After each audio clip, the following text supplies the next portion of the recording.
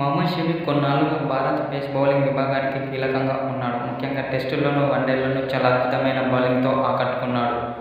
2023 one day ప్రపంచ కప్లో భారత్ ఫైనల్కు చేరడంలో మహమ్మద్ షమి ప్రధాన పాత్ర పోషించాడు. 7 మ్యాచ్ల్లోనే 24 వికెట్లు పడగొట్టి టోర్నీలో అత్యధిక వికెట్లు సాధించిన వీరుడిగా మహమ్మద్ షమి నిలిచాడు. ఈ టోర్నమెంటు ఆరంభ మ్యాచ్లో షమికి తుది జట్టులో అవకాశం దక్కలేదు. దీంతో టీమిండియా మేనేజ్మెంట్పై విమర్శలు వచ్చాయి. హార్దిక్ పాండ్యా గాయపడిన తర్వాత షమికి ఛాన్స్ ఇచ్చారు. ఈ అవకాశాన్ని అతడు సద్వినియోగం చేసుకున్నాడు. ఇటీవల ఓ సంస్థ నిర్వహించిన క్రికెట్ అవార్డుల కార్యక్రమంలో షమితో పాటు రోహిత్ శర్మ, మాజీ కోచ్ రాహుల్ ద్రావిడ్తో పాటు మరికొంతమంది ఆటగాళ్లు పాల్గొన్నారు.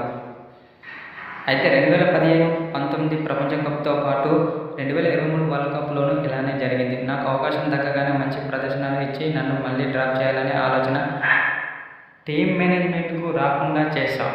కష్టపడి పనిచేస్తూ నిరూపించుకునేందుకు ఎల్లప్పుడూ సిద్ధంగా ఉంటానని మహమ్మద్ షమి అన్నాడు.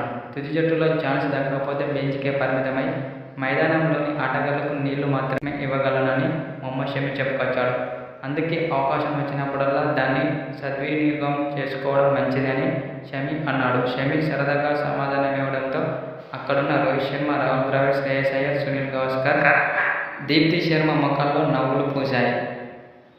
అయితే అనంతరం మహమ్మద్ షమి కీలక వ్యాఖ్యలు చేశాడు. నన్ను జట్టు నుంచి చాలాసార్లు తీసివేద్దామని అందరూ అనుకున్నారని అన్నాడు.